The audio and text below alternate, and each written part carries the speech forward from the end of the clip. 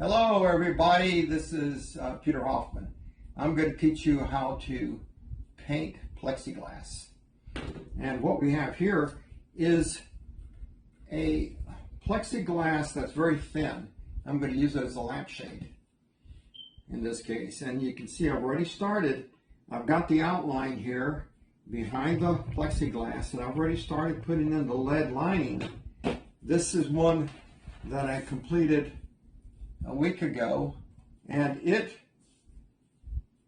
has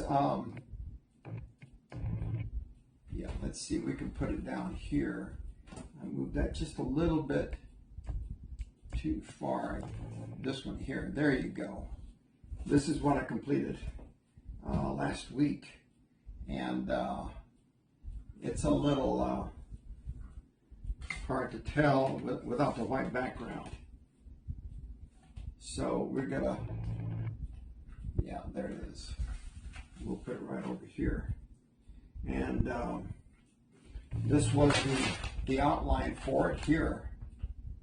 And the outline was put behind it, and then I went over it with a lead liner. I first used some heavy marker ink, all right? So you don't have to do the marker ink. And this one I didn't. I just used a pen. In some ways it's better, because that way you can see how wide your lead liner is.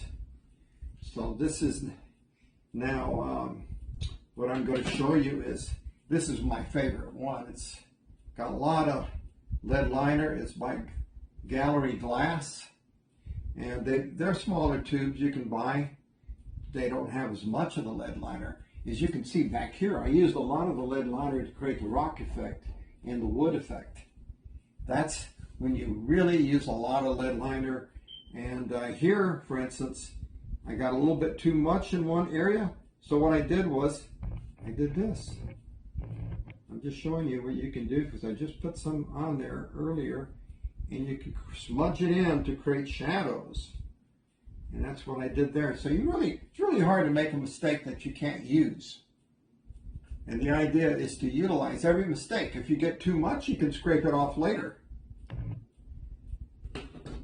So let's go ahead. Right now, I'm going to continue with the rocks. These are the rocks here. And let's go ahead and show you a little bit of the rocks that are being lined right now. Here you go. Yeah, you see I just put a little jaggedness in there.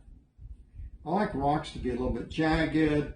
You don't want to make them perfect. Rocks are abstract in a way. You don't know what direction they're going to go. And then the valley below, we're also going to do the lining for the valley below. You know, and I just will go here. I was thinking about putting a river in there, but I decided not to. So we're not going to put water in this one. The one I just showed you earlier has a river going through it. And so this one we won't do with a river. We won't use a river. There we go. And this is the final landscaped hills. No mountains in this one either.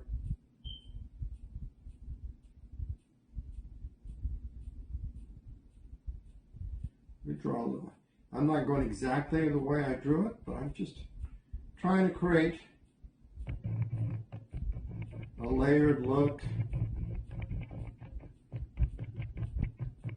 There you go.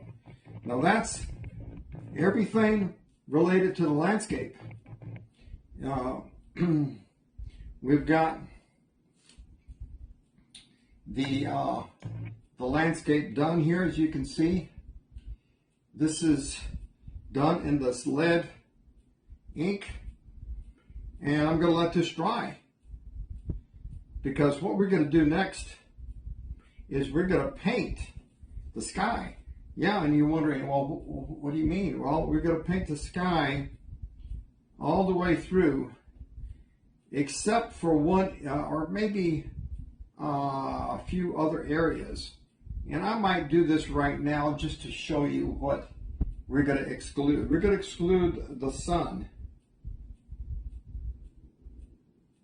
Now when you do the sun, you want to move smoothly, and you want to move from left to right if you're right-handed. And you want to make sure you get it, you know, like a sun, pretty much straight on like that. All right? So that's the sun. And then all this other is going to have a blue base to it. Even the clouds is going to have a blue base, except for the sun, because I don't want the sun to turn green when I put the yellow down. The sun is going to have a little bit of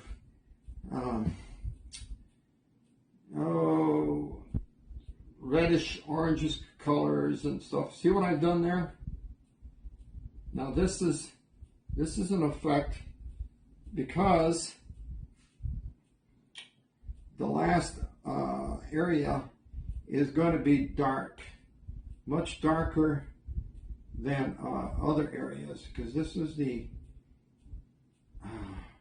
I guess you would call it the landscape line. So I'm just doing this, and later we can scrape some off if I got too much there. But the idea, and I'm going to use a little bit of my leftover paint to create some shadows here and here.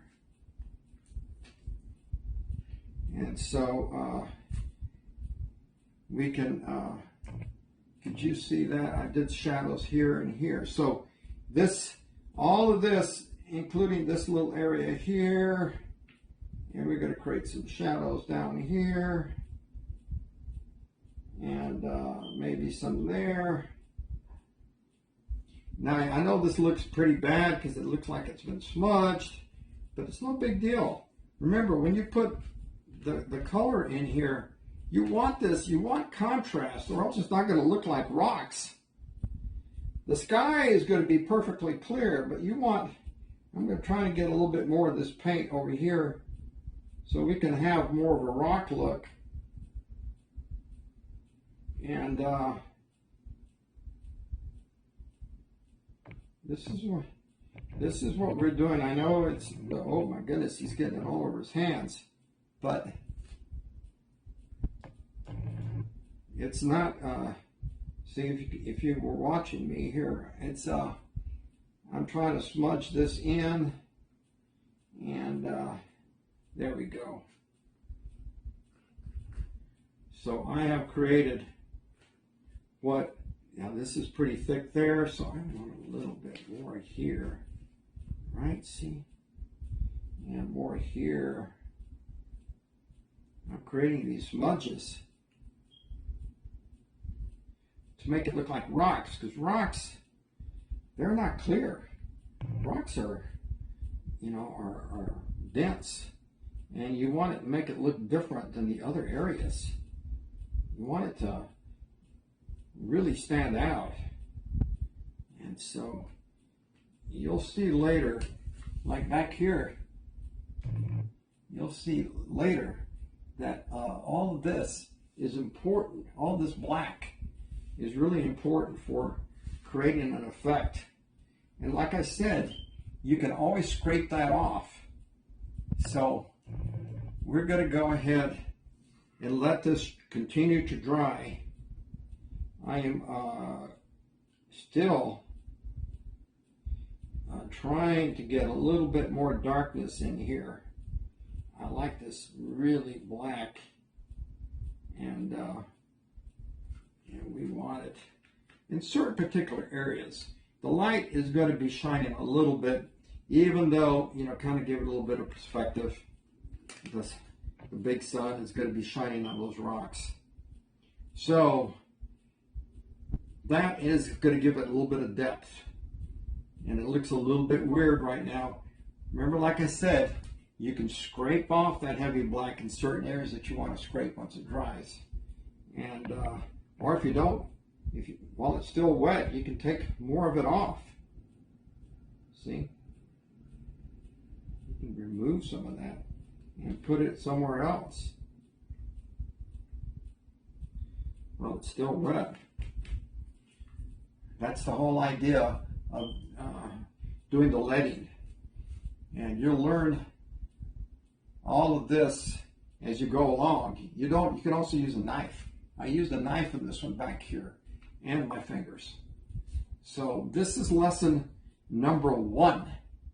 And we will continue with lesson number 2 once this dries out.